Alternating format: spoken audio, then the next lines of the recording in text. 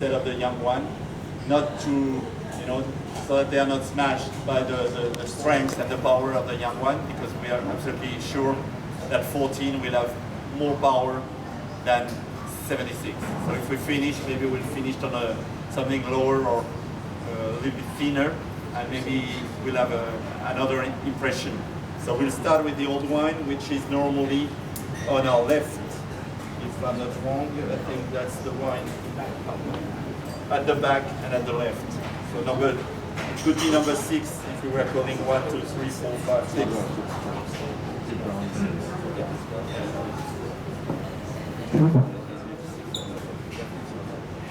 So this one in the corner, left corner, is 76.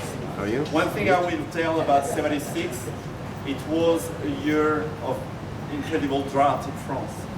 They even levied a tax, the government levied a tax to help the farmers, because the corn crop was very, very low. The army intervened to help picking the hay and the straw, so it was something special.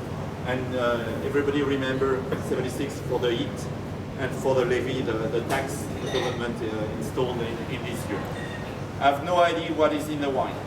So at that time, it was probably over 90% Grand Vin, and maybe probably close to 5% Second Vin and 95% Grand Vin. So it's far more Cabernet here, because the vineyard is 65% Cabernet, so everything was here. So it's far more Cabernet than the wines we're making today at the front row on the mat. So we'll see, we'll discover. Very often for old wines, we recommend opening them in advance, decant them, put them in a decanter, and let them breathe for some hours. I think very often we are too shy with this type of wines. We don't dare let them in a decanter, and I think we should do it, because very often it's far better. Probably we'll come back on them at the end of the tasting, and we'll taste them very differently. As I said before, nothing is comparable in terms of the fruit. When people ask me what are you doing differently today compared with the old time, I say not much in the winery. Not much as winemakers. It's not exactly true, but it's partly true. The huge difference is the fruit and the vineyard. That's the big difference. There, naturally, the grapes were probably around 8-9 degrees naturally. Today we make grapes naturally at 13-14 degrees. So it's 5-6 degrees difference. So it's a world of difference. And we couldn't make this type of wines anymore today. Even 13, which was a nightmare, is definitely higher, for example, in degree, but higher in tannin content than in these years.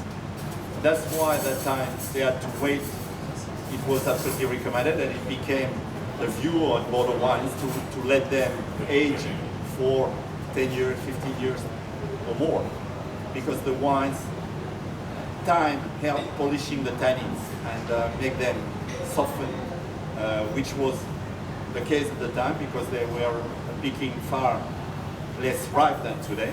And today we pick fruit far riper, and the tannins are far rounder and riper.